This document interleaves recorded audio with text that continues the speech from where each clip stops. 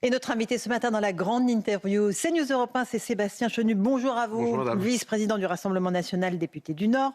On va parler du 1er mai. Le gouvernement a reculé, monsieur Chenu. Il a cédé aux syndicats sur le fait de ne pas revenir sur ce 1er mai chômé pour tout le monde. Pourtant, il y avait une proposition de loi de Gabriel Attal qui devait permettre le travail de salariés dans certains commerces de bouche de proximité, boulangerie, pâtisserie, primeurs, fleuristes. Le 1er mai, c'est sacré ou pas pour vous, Mais Sébastien Chenu? le 1er mai demeure un jour évidemment férié auquel nous sommes attachés. Il n'est pas question de faire travailler tous les Français le 1er mai, ça n'a jamais été la question. Mais quand je vois que le gouvernement recule, cède, est en échec sur sa propre proposition, car la proposition, elle venait de Gabriel Attal. Donc en fait, le gouvernement recule sur ses propres idées. Je me dis, mais quand même, tout ça pour ça, quelle impuissance ce gouvernement. 75% des salariés qui sont concernés par ce texte étaient d'accord. Il y a une demande, il y a un besoin, vous le disiez. Les boulangeries, par exemple, moi je pense à mes boulangers qui sont dans ma circonscription, en concurrence directe avec, par exemple, parfois des grandes surfaces qui sont ouvertes, ou ce qu'on appelle des points chauds, qui sont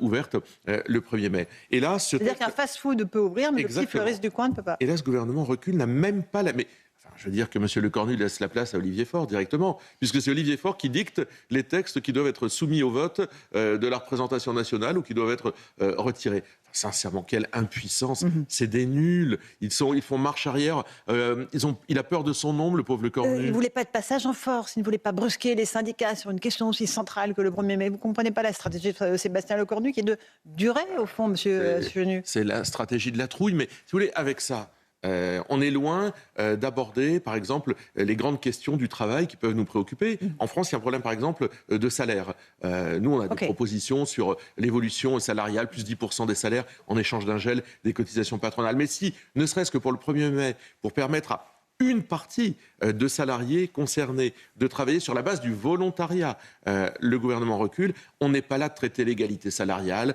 on n'est pas là de traiter l'emploi des jeunes, on n'est pas là de traiter l'emploi des seniors, on n'est pas là de traiter la hausse des salaires nécessaires pour les Français. Ils feront jamais rien. J'entends Sébastien Chenu sur le travail et les salaires. Est-ce que vous êtes pour travailler plus? Est-ce que vous pensez que les Français ne travaillent pas assez? On vous entend assez peu sur la durée du travail. Est-ce que vous pensez, encore une fois, qu'il faut revenir sur les 35 heures et qu'il faut que tout le monde travaille un peu plus dans ce pays? Non, mais il faut que tout le monde puisse travailler, par exemple, plus tôt et plus tard. Et ça, c'est une façon peut-être un peu différente de répondre à votre question, mais ça veut dire qu'il faut faire entrer davantage de jeunes plus tôt sur le marché du travail, toutes les politiques d'apprentissage, mais aussi d'orientation, et permettre aux plus vieux de travailler plus tard. C'est plutôt comme ça, je crois qu'il faut aborder les choses. Mais votre matrice, c'est pas de travailler plus, on est d'accord. Quand je vous dis quand vous dites que la plus tôt retraite, il faut plutôt que ce soit tout le monde puisse travailler. À 62 ans, c'est pas pour oui, mais en réalité, travailler plus. Tout le monde puisse travailler et qu'on ait des emplois à valeur ajoutée. Mais pas travailler plus. Ah, mais que tout le monde puisse travailler, c'est plus de travail dans le pays. Oui, mais c'est pas plus allonger la durée de travail. Non, mais nous, on n'est pas pour allonger la durée du travail aujourd'hui, mais on est pour, par exemple, la défiscalisation des heures supplémentaires. On est pour donner de la souplesse. Ça, c'est le gagner plus. Oui, mais bien sûr, mais c'est important, ça marche avec. Ceux qui veulent travailler sur la base du volontariat puissent le faire, ceux qui veulent travailler plus tôt puissent le faire, ceux qui veulent travailler plus tard puissent le faire. Ça veut dire beaucoup plus de gens en activité dans notre pays. Mais est-ce que vous ne trouvez pas que la valeur travail est en train de sombrer dans notre pays? On avait François-Olivier Gisbert hier qui disait on est quasiment un pays communiste en réalité. Bon, je ne sais pas si on est un pays communiste, moi je me méfie des caricatures comme ça, mais ce qui est vrai, c'est qu'il y a une désaffection de la valeur travail. On passe dans une société dans laquelle le loisir est au centre des préoccupations plutôt que le travail, comme des générations l'ont connu. Il faut restaurer cette valeur travail. Ça passe dès le début par l'orientation, la formation, l'apprentissage. À partir du moment où l'éducation nationale s'est aussi écroulée, on envoie des dizaines de milliers de jeunes gens dans des filières sans débouché, comment voulez-vous ensuite que ces gens-là qui ne trouveront pas de travail considèrent que la valeur du travail a encore de l'importance? Évidemment, tout est à reconsidérer, mais on peut le voir aujourd'hui avec cette reculade sur le 1er mai qui est quand même un tout petit microscopique. Emmanuel Macron s'y était engagé pourtant dans ce encore une fois, encore un engagement qui ne tiendra pas, mais enfin bon, on va cesser d'en faire la comptabilité. Mais s'ils sont incapables d'avancer sur ça, sur le reste, l'immensité des sujets dont je vous ai fait part, ils avanceront jamais. Et c'est un peu le problème économique du RN que je questionne. Vous rencontrez, je crois, beaucoup le MEDEF, les grands patrons. Il y a un déjeuner qui est prévu avec Jordan Bardella le 20 avril prochain. Qu'est-ce qu'ils vous disent, les patrons? Ils vous disent, bon, évidemment, les charges sur les salaires, les charges patronales, mais ils vous disent pas, il faut travailler plus, il faut nous aider à travailler plus. Non, mais ils nous disent surtout qu'ils sont étouffés de suradministration. Ça, c'est la première des choses, en fait, à laquelle il faut penser. Tous les patrons, et pas seulement le MEDEF. Moi, j'avais rencontré le président du MEDEF il y a déjà fort longtemps, mais les patrons de PME et de TPE, qui sont ceux qui créent le plus d'emplois à valeur ajoutée, eh bien, vous disent que c'est la suradministration d'abord, les normes, les réglementations, les contrôles dans tous les sens, qui d'abord les étouffent. Ensuite, il y a évidemment les charges. Deuxième chose, la couche de charges qui empêche d'augmenter les salaires. Nous, on explique toujours qu'on n'est pas favorable à l'augmentation du SMIC à 1 500 € comme l'extrême gauche le veut. D'abord parce que les petites boîtes ne peuvent pas. Le fameux boulanger dont je vous parle, mon boulanger de Tian, par exemple dans le Nord, s'il augmente le SMIC à 1 500 €, eh bien, évidemment, il ne pourra pas, il devra répercuter le coût sur ce qu'il vend. Et il verra sa clientèle partir. Donc, il faut alléger les charges pour augmenter bien au-delà et jusqu'à 2,5 fois le SMIC, parce qu'il y a des gens qui touchent 2 000 €, c'est pas énorme, et qui ont besoin aussi d'être augmentés. Donc ces politiques salariales-là, elles sont nécessaires et je pense que le patronat est d'accord pour s'attaquer à ça. Donc c'est un tournant libéral que le RN prend? Non, pas du tout. Non, parce que donner du pouvoir d'achat à ceux qui travaillent, c'est pas ce que j'appelle un tournant libéral. Enlever de la suradministration, c'est décommuniser peut-être le pays, si tant est qu'il soit communiste. Mais c'est ça, donner de l'oxygène, en faisant en sorte que effectivement le travail paie, que l'effort paie, et c'est la France qui bosse qui a besoin d'être récompensée. Sébastien Chenu, on va parler un peu de la guerre en Iran, mais par le prisme des carburants, parce que là on est dans le brouillard de la guerre et des invectives de part et d'autre. Il flambe à la pompe. Le gouvernement avait promis une baisse significative des prix ce week-end. Ça s'est avéré 1 centime sur le litre. L'Allemagne vient de décider de réduire pendant 2 mois une taxe sur le diesel ou l'essence. La France, ce que vous demandez aussi, mais la France n'a pas les moyens de le faire. Qu'est-ce qui est possible aujourd'hui, vu l'état de nos finances en France? D'abord, moi, ce que je note, c'est qu'aujourd'hui, la France est un pays isolé au sein de l'Union européenne, puisque c'est le seul pays dans lequel on laisse les Français se débrouiller par eux-mêmes avec l'essence qui s'envole. Dans d'autres pays, il y a des systèmes, des dispositifs qui sont mis, y compris d'ailleurs en Allemagne. Pré-flash carburant, là, ils ont mis en place un pré-flash carburant pour les entreprises. Je vais y venir. Mais en tous les cas, il y a des baisses je crois en Allemagne, c'est 17 centimes du litre qui baissent. Il y a des dispositifs. Aujourd'hui, on laisse les Français dans leur immense majorité tout seuls. En France, il y a une arnaque. Ce pré-carburant, c'est une arnaque. Non, mais vous connaissez un système... 50 000 € sous condition. Non, mais vous connaissez un système économique dans lequel... C'est la BPI qui le fait. Dans lequel on emprunte pour payer une taxe, et sur cet emprunt-là, on va en plus payer des intérêts. Non mais, je veux dire, à un moment, il faut que... Donc le gouvernement va gagner de l'argent sur ce fameux prêt. On emprunte pour payer une taxe. Enfin, il faut arrêter, c'est une arnaque totale. La deuxième chose, il y a une déconnexion. Quand le Premier ministre nous dit « Écoutez, on va électrifier la France », bon, il nous a déjà promis tout ça il y a bien longtemps, hein. C'est pour 5 ans, 10 ans, 15 ans. D'accord. Et pour le mois de mai, on fait quoi? Et pour le mois d'avril, d'ailleurs, les 15 derniers jours d'avril, on fait quoi? La réalité, c'est qu'ils ne comprennent pas. Ils ont une impuissance totale à agir. Mais parce qu'ils sont prisonniers d'un rail idéologique. Ils ne veulent pas baisser les taxes. Alors peut-être parce que ça leur fait gagner de l'argent à l'État, les surplus fiscaux. Oui, ça leur coûterait très cher aussi.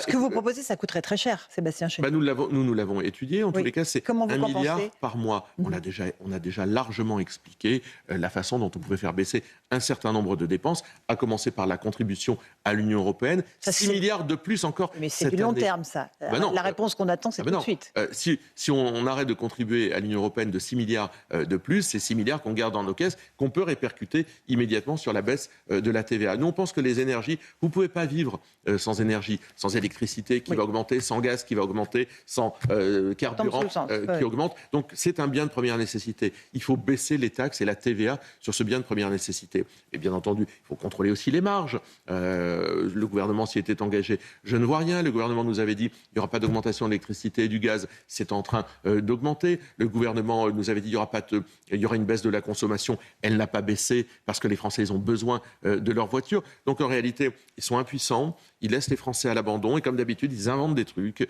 ils inventent des morceaux de scotch qui sont des arnaques, qui sont des dispositifs qui, à la fin, coûte très cher aux finances publiques. Avec un risque de pénurie à court ou moyen terme. D'ici 3 mois, on pourrait manquer de carburant et de kérosène, notamment pour les avions.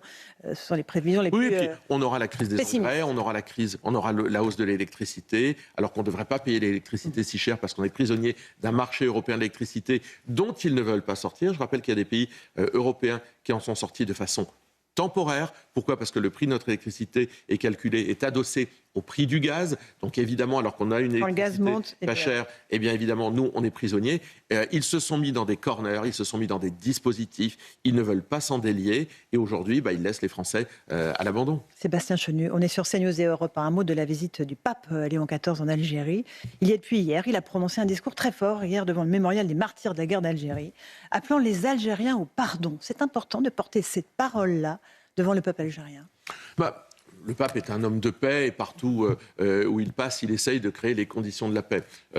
Moi, ce que j'attends de la visite du pape, c'est évidemment d'abord une amélioration de la situation des chrétiens en Algérie. Les chrétiens sont très peu nombreux, les catholiques très peu nombreux en Algérie. Je crois que c'est 0,1 ou 0,2% des croyants. C'est aussi le 20e pays, c'est le pays qui est classé au 20e rang des pays qui persécutent les chrétiens. On peut avoir une foi différente de la foi musulmane en Algérie, mais il y a beaucoup d'entraves à pouvoir l'exercer. Donc moi, j'attends effectivement d'abord... C'est ce qu'a fait le pape, évidemment, Léon XIV, qui a rendu hommage aux moines de Tibérine qui ont été massacrés. Absolument. Il y a 30 ans, je crois. Et puis, évidemment, qu'il porte une parole sur la libération de Christophe Glaise. Le pape a aussi ce rôle-là. Mais sur le pardon, dire aux Algériens, il faut pardonner. Il faut tourner la page de cette guerre d'Algérie qui laisse encore tant de traces aujourd'hui.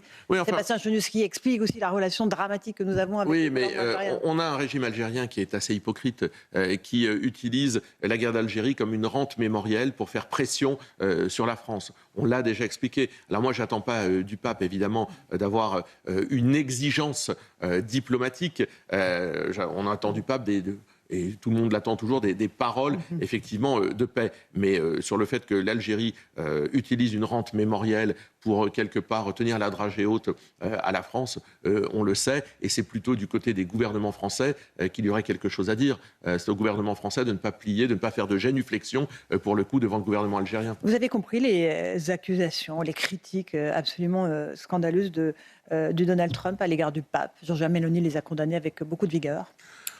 Non, Donald Trump est excessif, voilà, comme d'habitude.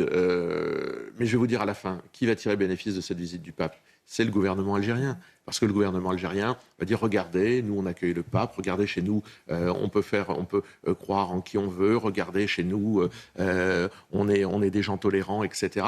Moi je pense que derrière ça, et c'est pour ça que ça ne sert à rien ce que fait Donald Trump, d'agonir le pape, c'est le régime algérien qui va essayer de tirer ce bénéfice. Donc ça ne sert strictement à rien. Le pape vient rendre aussi hommage à Saint-Augustin, qui est quand même un des piliers fondateurs de l'Église. Et je pense que c'est Saint-Augustin, Dieu est au-dessus de tout, Dieu est en chacun d'entre nous. C'est cette parole qu'il vient donner, qu'il faut entendre. On va évoquer aussi la Hongrie, puisque votre ami Viktor Orban a été défait aux législatives. Il a été battu par le conservateur pro-européen Peter Magyar. Alors il y a eu beaucoup de commentaires camouflés pour le RN, Marine Le Pen s'était rendue sur place, etc. En réalité, quand on regarde le programme de M. Magyar, c'est 0 immigration, 0 travailleurs étrangers en dehors de l'UE. Ils se sont trompés sur M. Magyar ? Je pense que les dirigeants de l'Union européenne qui pensent voir en M. Magyar quelqu'un qui sera passif vis-à-vis de la lutte contre l'immigration se sont mis le doigt dans l'œil. Il a un programme qui ressemble beaucoup, quelque part peut-être un peu en plus jeune, à Viktor Orban. Il a annoncé d'ailleurs qu'il allait prendre des mesures pour réduire encore l'immigration en Hongrie. Donc attention à ceux qui essayent de donner des lectures partisanes. La réalité c'est quoi ? C'est que Viktor Orban, qui a été réélu plusieurs fois en Hongrie, qui semblait donc avoir l'adhésion des Hongrois pendant très longtemps, il a souffert probablement d'une certaine usure du pouvoir. Probablement. Viktor Orban était un allié en ce qui nous concerne pour lutter contre l'Union européenne qui écrase les nations, c'est comme ça qu'il faut le lire, et en cela nous perdons un allié au sein du Parlement européen, mais je ne suis pas sûr que le nouveau président hongrois soit complice des politiques de Mme von der Leyen dans les années qui viennent.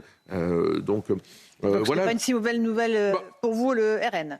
En tous les cas, si, comme j'entendais les macronistes dire, le nouveau président hongrois restaure les valeurs de l'Union européenne, si les valeurs de l'Union européenne, c'est moins de souverainisme, je ne suis pas sûr que dans quelques temps, ils ne déchantent pas. La réalité, c'est que les Hongrois sont très attachés à leur souveraineté. Et ils ont bien raison. On ferait mieux de l'être davantage. Emmanuel Macron, qui déteste tellement qu'on vienne commenter les affaires de la France, que les pays étrangers, que les dirigeants étrangers commentent les affaires de la France, tout de suite, c'est ingéré finalement dans les affaires hongroises. Il en aura pour ses frais, à mon avis. Sébastien Chenu, on est à un an de l'élection présidentielle 2027. Les prétendants se multiplient dans le bloc central et à droite. Plus il y en a, mieux c'est pour vous? C'est leur problème. Non, mais est-ce que c'est mieux pour vous? Non, mais moi, je crois que la droite dite classique n'est pas une alternance crédible. Je ne sais pas, moi, ce que pense M. Retailleau. Puis la droite, c'est qui? C'est M. Retailleau, c'est M. Philippe, c'est qui d'abord? M. Bertrand. Je ne sais pas ce que ces gens pensent du travail, de la valeur travail que nous avons évoquée, de l'Europe. Ils sont assez clairs sur la valeur travail. Pas trop, non, pas trop. Vous les écoutez, ils sont très différents. Sur le 1er mai, vous avez différents sons de cloche. Je ne sais pas ce qu'ils pensent sur l'Europe. Je ne sais pas ce qu'ils pensent sur l'écologie, sur l'éducation nationale. En fait, c'est très vide. Tout ça. De temps en temps, ils copient nos mesures, pensant que les Français ne préféreront pas l'original à la copie. La réalité, c'est que c'est vide de sens. Et puis surtout, ils sont quand même très liés. On l'a vu, ils ont sauvé la Macronie matin, midi et soir. Donc, le bilan d'Emmanuel Macron, c'est leur bilan. Donc ça veut dire, Sébastien Chenu, que vous vous préparez à un affrontement entre le RN, quel que soit le candidat, Marine Le Pen, Jordan Bardella, et la France Insoumise et Jean-Luc Mélenchon. C'est le seul qui peut se qualifier aujourd'hui pour le second tour pour vous? À de mes yeux, aujourd'hui, c'est Jean-Luc Mélenchon qui, de toute façon, est celui qui a le plus la possibilité de se qualifier.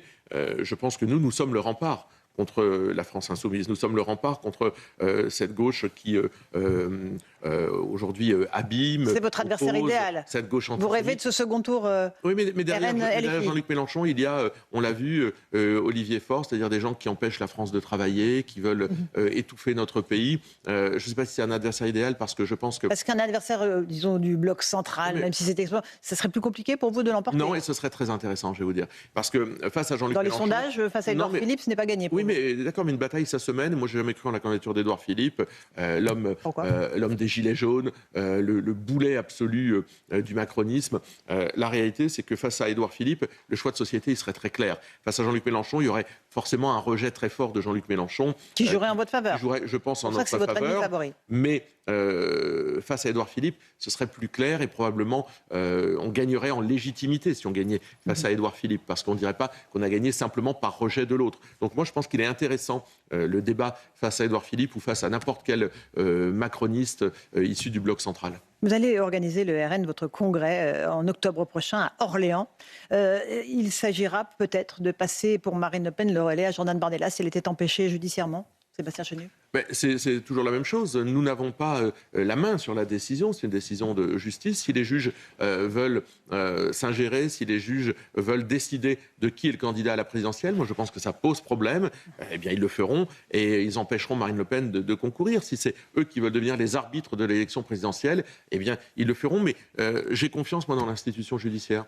Et je pense que l'institution judiciaire reconnaîtra à Marine Le Pen ce qu'elle a défendu, ce qu'elle a expliqué devant le tribunal et probablement son innocence finalement dans ce procès. Donc vous n'avez aucun doute sur le fait qu'elle sera candidate? J'ai un doute parce qu'on n'a pas la main, mais je pense qu'à la fin, elle pourra être candidate. Une dernière question concernant le couple qui a été affiché à la une de Paris Match entre Jordan Bardella et la princesse Maria Carolina des Bourbons des Deux Siciles. Ça fait beaucoup de bruit. Qu'est-ce que vous répondez à ceux qui reprochent au président du RN d'opérer en vue de 2027 un espèce de pari médiatique bien huilé? Non, mais je n'arrive pas à comprendre cette polémique, je vais vous dire. Que des gens rageux, jaloux, de voir deux jeunes gens beaux, élégants, cette demoiselle parle 6 langues, elle est élégante, elle donne une très belle image, etc. Qu'il y ait des gens qui soient jaloux de tout ça, bon, on peut le comprendre, mais enfin, chercher à attaquer un candidat à la présidentielle à travers celle qu'il aime, je trouve que c'est le degré le plus minable de la vie politique. Donc Jordan Bardella, s'il était demain un candidat, serait probablement attaqué sur ses idées, mais chercher à l'attaquer à travers sa vie privée, qu'il a rendu publique parce que... Ce n'était pas la question que je vous posais, moi c'est sur le pari médiatique, c'est-à-dire sur l'organisation de ces photos. Non mais au bout d'un moment, il faut dire les choses parce que sinon vous êtes harcelé médiatiquement. Vous n'avez pas déjà quand vous êtes en haut de l'affiche, vous avez très peu de vie privée. Et donc Jordan Bardella a eu, je crois, a fait un effort de transparence et de vérité vis-à-vis des Français, en expliquant qui il aimait, pour qui son cœur battait. Et il l'a fait pour être honnête, plutôt que d'avoir des sales photos volées, des choses laides, des gens qui le suivent matin, midi et soir. Mais ça ressemble à la mise en orbite d'un candidat pour 2027. Non, ça ressemble à... Non, c'est de l'honnêteté. Et puis les gens veulent savoir. Marine Le Pen n'a jamais eu cet honneur-là. Enfin, on savait avec qui vivait Marine Le Pen les fois où elle a été candidate. Mais Jordan, il y avait un espèce d'harcèlement qui était en train de se monter. Donc il y a une volonté d'être aussi honnête vis-à-vis des Français. Et moi, je crois que sincèrement, les Français aiment bien cette image. Et je pense que c'est plutôt une jolie image. Et qu'en tous les cas, c'est toujours mieux qu'un président à scooter qui va livrer des croissants à sa maîtresse à l'aube, ou qui congédie celle avec qui il vit par fax. Mais vous, je trouve que c'est plus élégant tout cela. Sébastien Chenu, était notre invité ce matin dans la matinale sur CNews et sur Europe 1. Merci beaucoup à vous et bonne journée sur nos antennes.